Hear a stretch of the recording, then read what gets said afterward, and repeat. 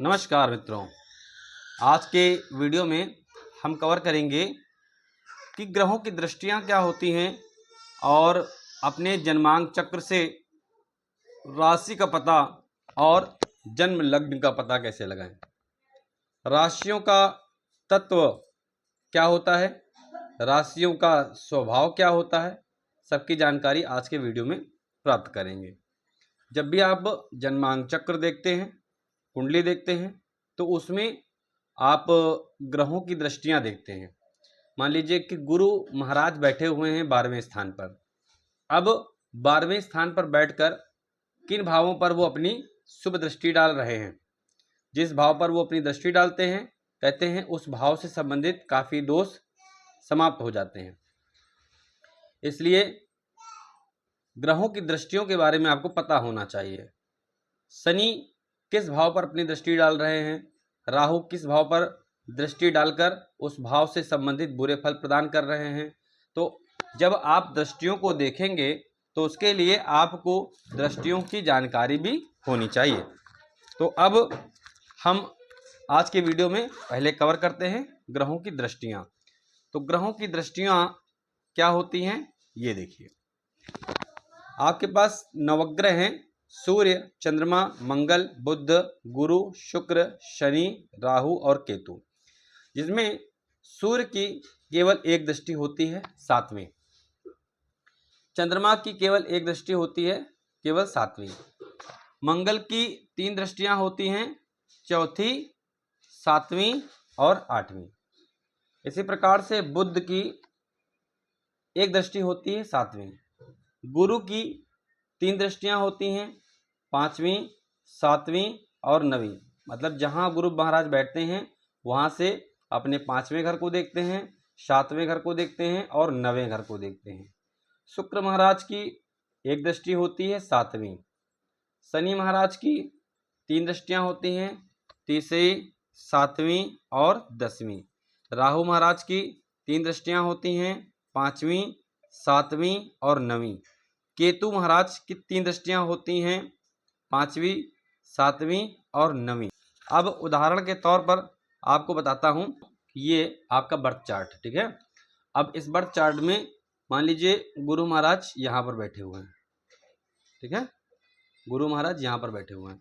तो गुरु महाराज की आपने देखा कि 3 दृष्टियां होती हैं, कौन सी? 5वीं, 7वीं और 9वीं। अर्थात गुरु महाराज जब यहाँ पर बैठे होंगे तो यहाँ से 5वें घर को देखेंगे, 1, 2, 3, 4, 5, यानी कि एक दृष्टि गुरु महाराज की यहाँ पर पड़ेगी। इसके बाद 7वें घर को देखते हैं तो 1, 2, 3, 4, 5, 6, 7, अपने 7वें घर को देखेंगे तो ये 7वीं दृष्टि से पंचम भाव को देखेंगे।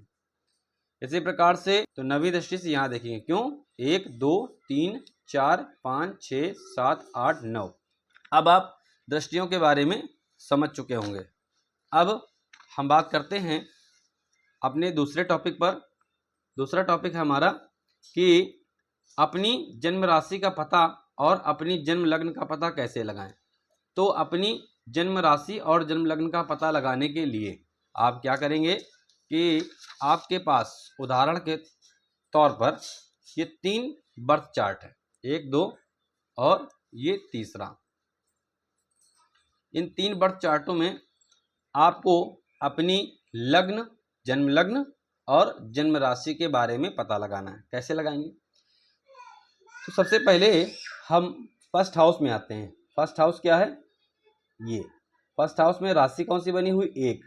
तो 1 का मतलब हो गया मेष राशि। मेष राशि अर्थात यानी कि इस जन्मांक चक्र का जो जन्म लग्न है वो हुआ मेष लग्न। तो यहाँ पर नंबर 1 लिखा हुआ है पहले घर पर। तो इस जन्मांक चक्र की लग्न राशि हुई मेष। मेष हुई लग्न राशि, ठीक। अब जन्म राशि को जानने के लिए ये देखिए कि चंद्रमा किस राशि में बैठा हुआ है। 12 भावों में से चंद्रमा किस राशि में बैठा हुआ है आपको ये देखना। तो चंद्रमा बैठा हुआ है मकर राशि में, है ये 10वां भाव और राशि कौन सी है, मकर राशि। तो मकर राशि में बैठा हुआ, इसलिए इनकी जो जन्म राशि हो गई वो हो गई मकर। मकर हो गई जन्म राशि। बात करते हैं दूसरे जन्मांक चक्र के। दूसरे जन्मांक चक्र में प्रथम भाव में 3 लिखा हुआ है, अर्थात इनकी जो लग्न राशि है तो मेष, वृष, मिथुन। मिथुन मिथुन राशि यहाँ पर बन रही है, तो इनकी लग्न राशि हो गई मिथुन राशि।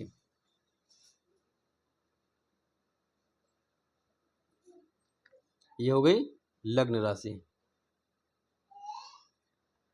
अब चंद्रमा देखिए कहाँ पर बैठा हुआ है, किस राशि पर बैठा हुआ है। चंद्रमा बैठा हुआ है 6 नंबर पे। तो 6 नंबर की राशि कौन सी होती है, कन्या राशि। अर्थात इनकी जो जन्म राशि हुई वो हुई कन्या।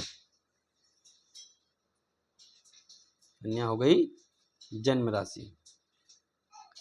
इसी प्रकार से अब बात करते हैं तीसरे चार्ट की। तो जो तीसरा बर्थ चार्ट है, इसकी लग्न राशि निकालने के लिए हम देखेंगे फर्स्ट हाउस में कौन सी राशि बनी हुई, नंबर 5। तो 5 को देखते ही समझ में आ जाना चाहिए आपको कि मेष, वृष, मिथुन, कर्क, सिंह। सिंह राशि यहाँ पर बनी हुई है, तो इनकी लग्न राशि कौन हो गई, सिंह।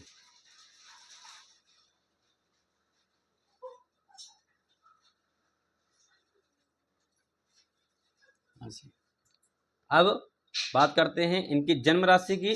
तो जन्म राशि देखने के लिए जैसा कि बताया गया था कि चंद्रमा को देखिए, चंद्रमा किस राशि में बैठा हुआ है। तो चंद्रमा बैठा हुआ है मीन राशि पर। तो इनकी जो जन्म राशि हो गई वो हो गई मीन। 12 नंबर पर बैठा हुआ है, इसका मतलब मीन राशि। तो इनकी जन्म राशि हो गई मीन राशि। तो आशा करता हूं कि आप अच्छे से समझ चुके होंगे कि अपने जन्मांक चक्र से हम लग्न राशि और जन्म राशि को कैसे निकालते हैं। अब आ जाते हैं अपने तीसरे टॉपिक पर। तो तीसरे टॉपिक पर हमको सीखना है कि राशियों का तत्व क्या होता है।